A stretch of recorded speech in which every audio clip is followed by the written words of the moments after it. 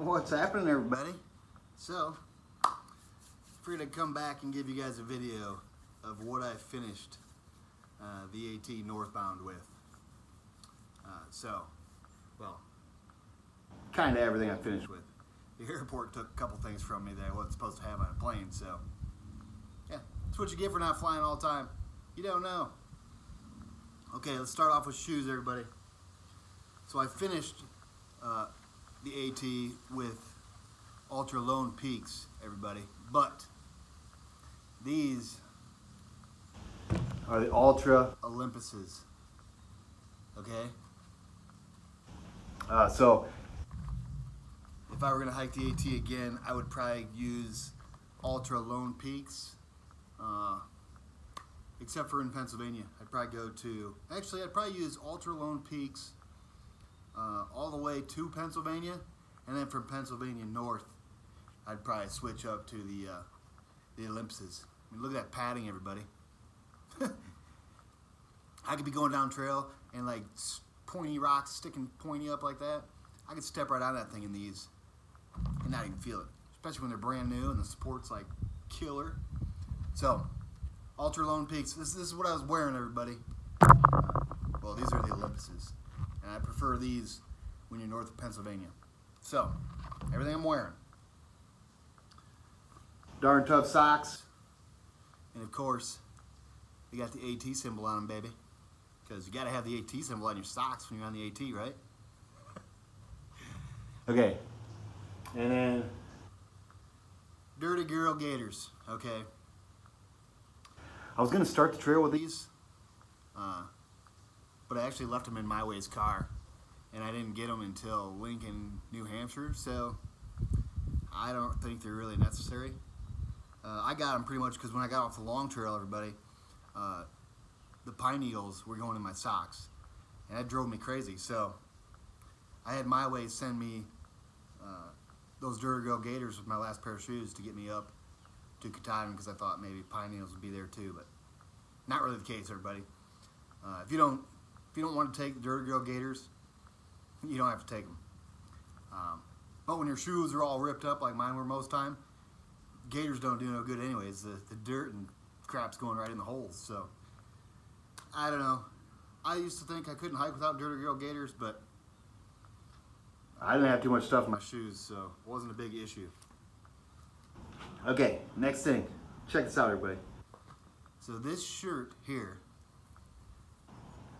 I got this shirt at the Nantahala Outdoor Center in Gatlinburg. I think I got it in like 2016.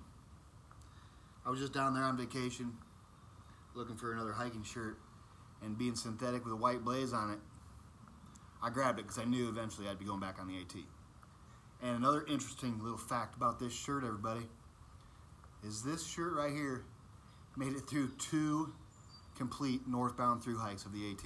So, pretty amazing for one shirt to make it 4,400 miles. Well, plus the long trail on there too, so 4,600, one shirt. And same with these shorts, everybody. These are the Mountain Hardwear Refueler shorts. Man, these things are amazing. They dry super fast. They got a pocket here. They got pockets on both sides, and they got a zipper pocket on this leg. Yeah, these things were awesome. But I did have to sew these quite a bit, everybody. But they made it 2 through hikes, 4,400 miles. Well, plus long trail, 4,600 miles. But they're done. I mean, look. Let me show you. See? I sewed them there. Look right here. So when I finished, when I summited Katahdin, everybody, like my butt cheek was was hanging out. Oh well, they made it 2 through hikes. So these shorts and this shirt, pretty impressive to make it 2 whole through hikes. Oh, and these socks, everybody, I don't know if I said, but they're darn toughs. That's all I rock out on trail. Darn tough socks. And another thing I was always wearing, everybody knows it, was the Patagonia R1, everybody.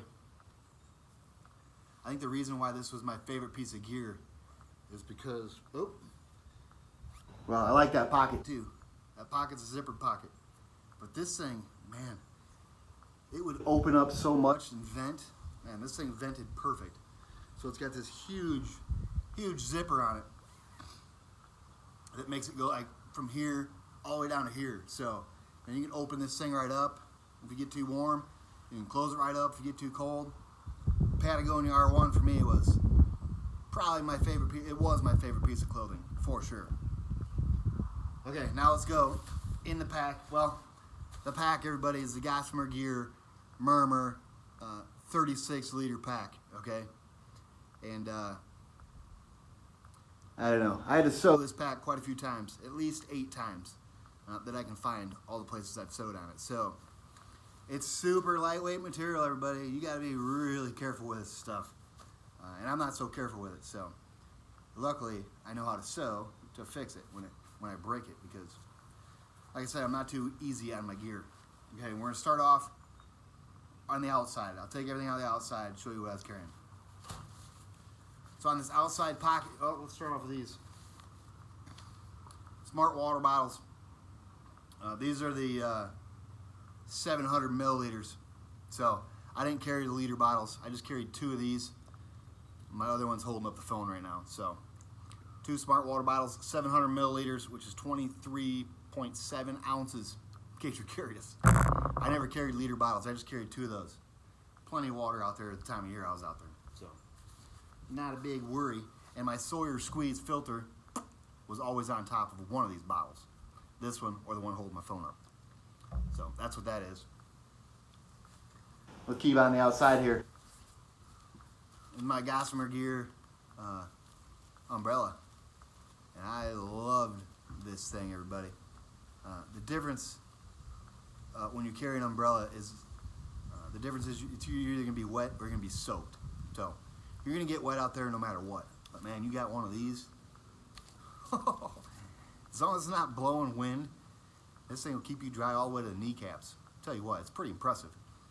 When you roll up to a shelter and everybody's soaking wet and you don't even have your rain jacket on, you're just carrying this little umbrella and you're dry as can be, everybody. Plus, in order to do videos, this was a must. So, Gossamer Gear umbrella. This is my little clothespin, everybody. So, I used to have a plastic one, but I lost it and had to get this one in Munson. And this actually has a couple different purposes. It actually, when it's raining out, I can have, so my Z-Pax Plexmid has 2 doors. Boom, it closes like this, right? I usually leave one down where the wind's blowing, and I'll clip the center little clip so it's like I'm closing it. But the bottom one I won't clip. I'll just roll that up as far as I can, pop this on there. That way I'm still getting a vent in my tent. When it's raining, I still didn't get wet. So I could just leave my door pretty much halfway open, still get a breeze, and never get wet with these. And I wish I would have had 2 of these, but I had a money clip too. That's what I would do my other door with if I wanted to do both doors half open. So, oh, and I would hang, when it was real nice out, I had wet socks, I would just clip this on the line of my Plexmid going down to the ground that holds my ridge up. I would clip this on there and hang my socks off this too, so my socks would dry hanging off my tent. So, clothespin. The little tiny plastic ones are the ones you want to get, but this is what I finished with. Okay, in this outside pocket here, everybody, start off with the guidebook. AWOL's guidebook. Still on the last page, baby. So, AWOL guidebook is a must for me. I know everybody out there, it seemed like I was the only person out there that did not have gut hooks, but AWOL works just fine for me. And like I say, I know the trail so much, if I ever do it again, like, if I do it soon, yeah, it's going to be, I might not even take a guidebook, to be honest. I might just try to wing it. I know so much about the AT now that when I get to a road, I know which way I got to go. When I get to towns, I know what's there. The only thing I really would need it for probably is just to check for water. And even then, if I leave in late February, early February, any time in February, I don't think you're going to have to worry about water because it's everywhere. So, alrighty guys, then go to my wind rain jacket. I use this more for wind, everybody. Unless it was raining, blowing rain too hard to where I couldn't use my umbrella. That's the only time I would use this, is for wind and blowing rain. So, yeah, outdoor research, helium 2. 2 through hikes on this thing too, so pretty sweet. Oh, toilet paper. You do not want to run out of this toilet paper, I'm telling you what. It's not fun running out of toilet paper. I've came close, but luckily people hooked me up. The knock. 2-liter Vecto. It's just a 2-liter bladder I used. I'd fill this up only at camp, everybody. This would be the only time I'd fill this up. It was when I knew I'm going to camp or when I got my tent set up and going to get water. So I got an extra 2 liters. So that way I didn't have to mess with it in the morning. I had enough for the night. And these things are durable. So, yeah, I recommend these for sure. The Knock Vector 2-liter bag. And the Sawyer Squeeze screws right on top of that too. So, it's perfect. Now, speak of the devil. This is a Sawyer Micro, everybody. This is the second one I got on trail. I changed my other one out at, I think it was Delaware Water Gap. I got a new one just because the flow rate was starting to be real super slow because I don't back flush it like I'm supposed to. So I bought a new one halfway through, or whatever Delaware Water Gap is. And then, yeah, this one's still doing good.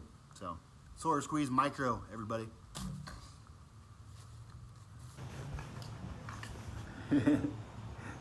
This is just something to back flush my filter, which I don't even know why I was carrying it because I never really back flushed my filter. I don't recommend it, but I just never did. Oh yeah, trowel baby, deuce of spades. What I would do to dig a hole, which I was in town so much, I didn't really have to dig too many cat holes this time. What I would do is stick it in and twist it, stick it in, twist it, stick it in, twist it. That way, oops. That way it's not like cutting into your hand. It's when you twist it, it's an easier way to dig a hole with this thing. So, use deuce of spades, everybody. Gotta have that. It's a pain in the ass doing it with trekking pole or stick, or that thing makes it so much easier. Okay, the rest of these things in here. Oh, just a spare cap because, like I said, I always had my Sawyer Squeeze on one of these bottles. So here's the cap from one of the bottles that I had my squeeze on. Pretty simple.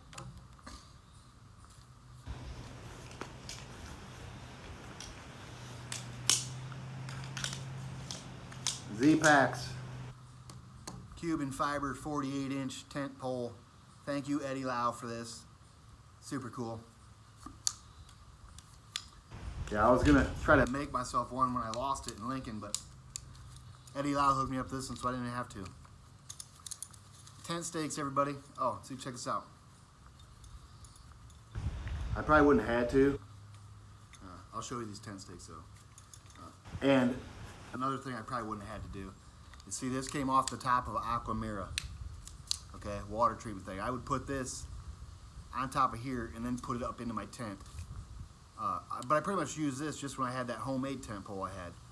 And then I got in routine of doing it so much that I started using it on this too, which I probably would have had to because there's a rubber tip. But that's what I would do. So, creature of habit, I guess. Do something for so long. And I could have threw this away a while ago, but I could still throw it away. Look, I'm putting it back in my tent bag, my tent stake bag. I don't know why I'm keeping it, but I am. So, oh, my sweat bandana. I got this from Gary and Kathy Frichette's house because they had like the most bandanas I've ever seen in my life anywhere. Stores don't even have that many bandanas, everybody. So, yeah, orange bandana, just wiping sweat off my face, cleaning my glasses, never cleaning my phone because that thing was always too dirty to clean the lens on my phone. So.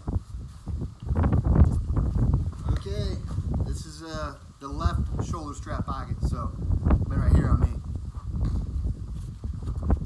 My spoon was always in there. I never kept this in my food bag or anywhere else besides right here because I always knew where it was at. Last year I lost a spoon that I had like, I don't know, 3,600 miles on it, and it really bummed me out. So I'm not losing those spoons anymore. I'll keep them right close to me. Actually, it's right here on my heart, so yeah. I'm not losing any more spoons, everybody. And this is just a Coglin's plastic spoon, one I started with. Oh, yeah. Huh. The yo-yo that Anthony sent to me. Anthony Esposito, I think.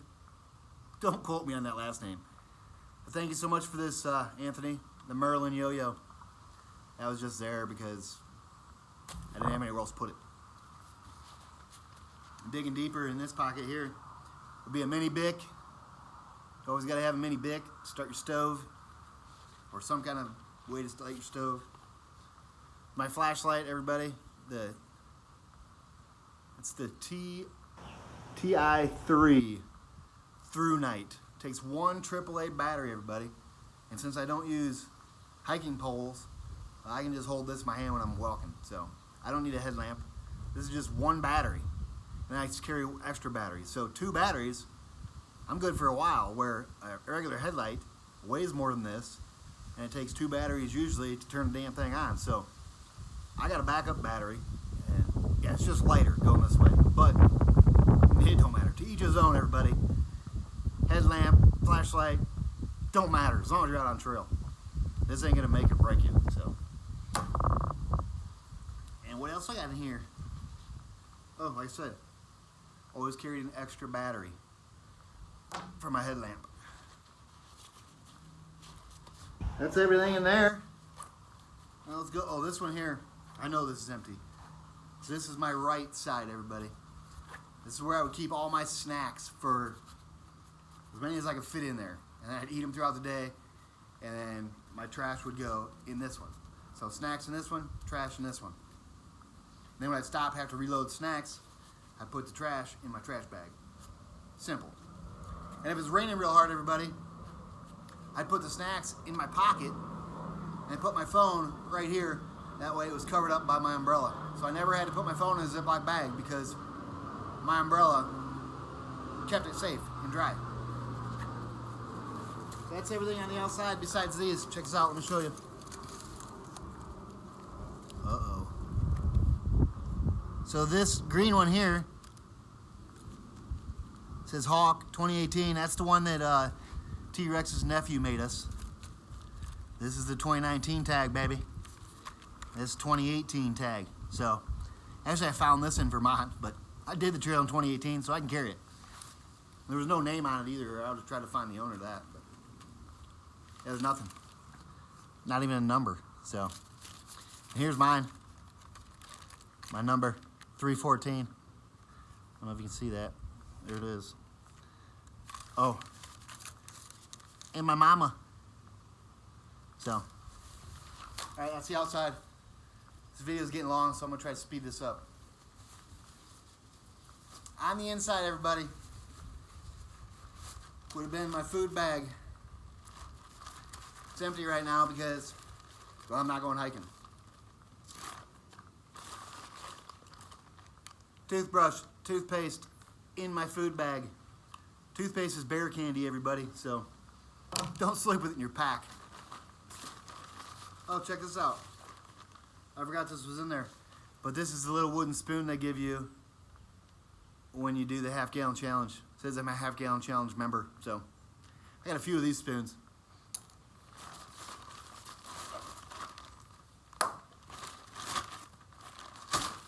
Z-Pac's food bag. This thing held up super nice. No complaints about this bag at all. So, oh, the price. I guess the price is something to complain about, but it lasted the whole trail, baby, and it's still in pretty good shape, so can't complain. This is my cook pot, and my stove's in here. The airline took my canister. Apparently, you can't fly with a canister. But they let me keep everything else, so. Well, they did not let me keep everything else. So in my little shoulder strap pocket here, I also had a little tiny, the smallest Swiss Army knife you can find, with scissors, a toothpick, tweezers, a knife, and a file. The airline took that too, so. This is just an aluminum pot I got. It was made from a guy in his garage in Maine, and it was lighter than my titanium one, so I took this one. This is my another bandana I got from Gary and Kathy and their stockpile of bandanas. This bandana I would only use after I boiled water in here and poured the, so this would just dry up a little bit of water I had. That's it. That's all that would do. So, cook pot, rubber band to keep everything closed, like a little rag to dry out my cook pot so I didn't have little water residue in there. And then my stove, everybody. This is the BRS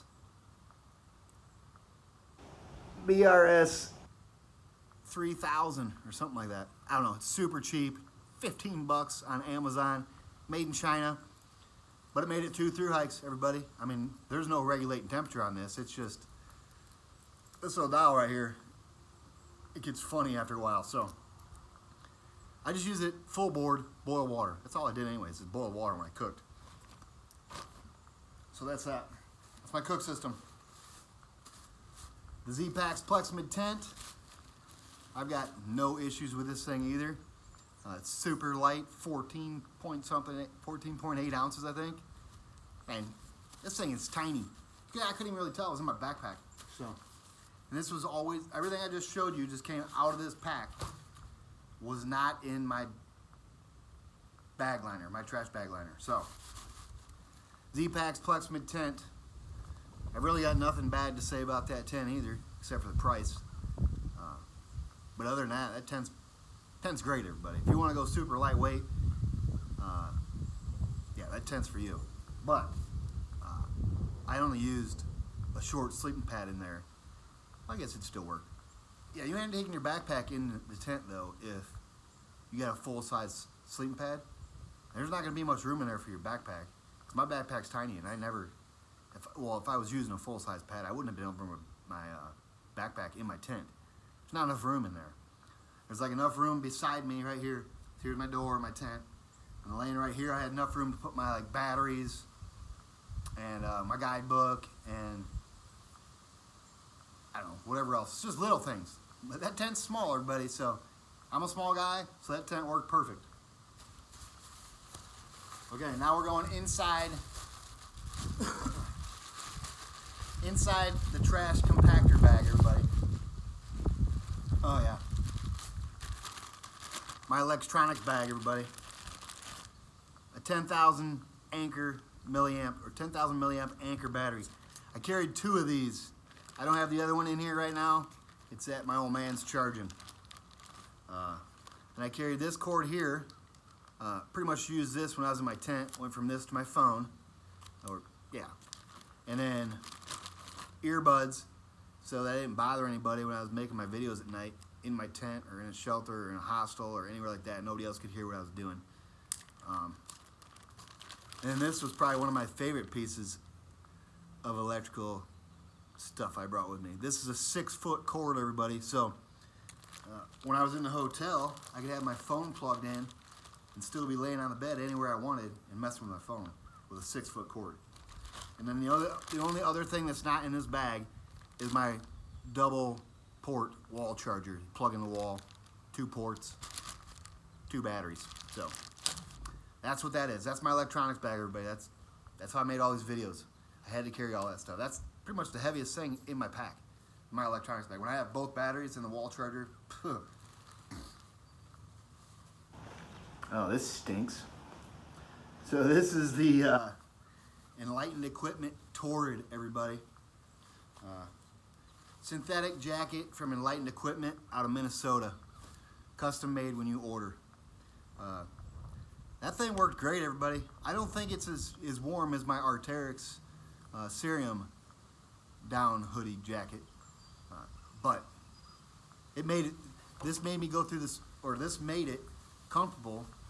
I was comfortable with this in the Smokies in -degree temperatures. So yeah, this will work just fine. If you're curious how this heats you up, it heats you up great. It's not as good as that down jacket, but you know what? It's 4 ounces lighter. So no, when you go ultralight, you go ultralight. You don't have one heavy thing in your pack. You try to get everything as light as you can go.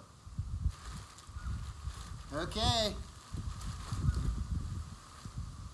My sleeping bag, everybody, or my quilt. It's not a sleeping bag. It's an Enlightened Equipment Enigma. See, the foot box is sewn. There's no zipper. That's the difference between the Enigma and the Revelation, everybody. So this is the Enigma quilt. 10-degree quilt, everybody. I carried it the whole way. I never swapped out. I was gonna swap out after I got back through the whites. I was gonna go back to my 40-degree quilt from Enlightened Equipment too. But this quilt here, everybody, this is the 950 fill down tech, treated down or whatever. Yeah, 19.8 ounces for this 10-degree quilt. I mean, it's pretty much impossible to beat, I think. I don't know, maybe it isn't, but tell you what, super comfortable. I love that gear too. I've had that, I used that last year as well. So a lot of this gear I used last year. I'm not gonna try to go into all that right now. The Neo Air X-Lite short, everybody. So this was 51 inches, I think, from my head to my butt. And I put my backpack, because it's got this little sleeping pad on it, underneath my legs. It's not for everybody, trust me. It took me a long time to get used to that. And if I would change anything in my whole gear system, it would probably be my sleeping bag, my sleeping pad, sorry. I'd probably go with the regular length. But they make an uber light now that regular length is just as light as this short. So that would probably be the only gear change I would make, is go to a regular length sleeping pad. Because I've said it a million times, rest and recovery out there is key to doing big miles every day. So, yeah, you need your good sleep. The X-Ped pillow, everybody. X-Ped. I got this in Daleville because my Trekology pillow was leaking so much air. I dumped it in the bathtub and it's like a bubble machine in there. There's holes everywhere in it. So, in Daleville, I got this one, and it works perfect. It's perfect. All right, everybody. 2 more pairs of darn tough socks. The sun's playing with my phone now. Yeah. 3 pairs of darn tough total. 1 I was wearing, 2 in my pack. And sometimes I had 4 pairs, everybody. Oh, look. 4th pair right here. Because I liked having new socks, clean new socks. So 4 pairs of socks is the most I'd ever rock. Most of the time I try to stay around 3, but man, the way my shoes got holes in them so fast, I had to change out my socks because dirt and grime and everything was getting in there. So that's what it is. I carried 4 pairs of socks most of the time, but it's the first year I've ever done that. 3 will do you just fine. This was just a backup. This is the Patagonia Capline base layer. That's what it says. Patagonia Capline base layer. And I hardly ever wore this thing. I'd wear it when I was doing laundry or yeah, that's pretty much it. I never really wore this thing. And Mountain Hardwear rain pants, everybody. I picked these up in Lincoln before we were going to go in the whites and all that snow, because I didn't have any wind pants, didn't have any rain pants, and I knew we were going to be dealing with snow. So before I got off the AT to do the long trail, I thought we were going to be able to get through the whites, so I bought these. And unfortunately, we're not able to get through the whites, so we went and did the long trail, and I just never got rid of those. When I was at Gary and Kathy Frichette's house, everybody, I got rid of the pants that Eddie Lau sent me and my insulated underwear, Patagonia, the base layer, Patagonia lightweight base layer pants. So those are actually at Kathy and Gary Frichette's house. I got to give them a call. So that is everything in my pack, everybody. Oh, no, it's not. Trash compactor bag liner right here. My Way sent me this. I've never used a trash compactor bag liner. I tell you what, I like those things. They're small and they're heavy duty. So this is my miscellaneous bag, everybody. Okay, check this out. I'm gonna go through it fast. Patch kit. Son's messing with my phone. Yeah. Anyways, patch kit for my sleeping pad.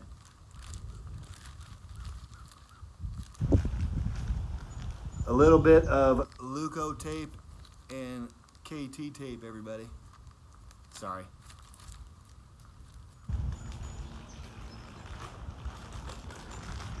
Dental floss. I only use that pretty much to sew. Spare contacts. Put that back in the bag. A few Q-tips.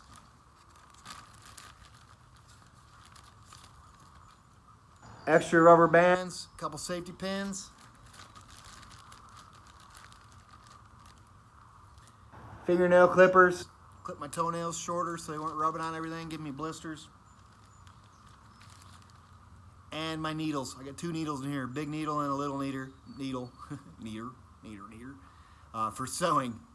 And these I used quite a bit. So, and they're just in a, you know, when you're in a hotel and they got the napkin and creamer and sugar and straw in a little package for the coffee. Well, this is just the straw of the coffee that I cut, burnt one end, put the needles in, burnt the other end. So they're in there. When you need them, you just cut the top off, boom, reburn it. So that's it, just another Q-tips and rubber bands. And that, everybody, is everything out of my pack. The Gossamer Gear Murmur 36. That's what I finished with, everybody. And, yeah, that's what it is. So, yeah, figured I'd show you guys.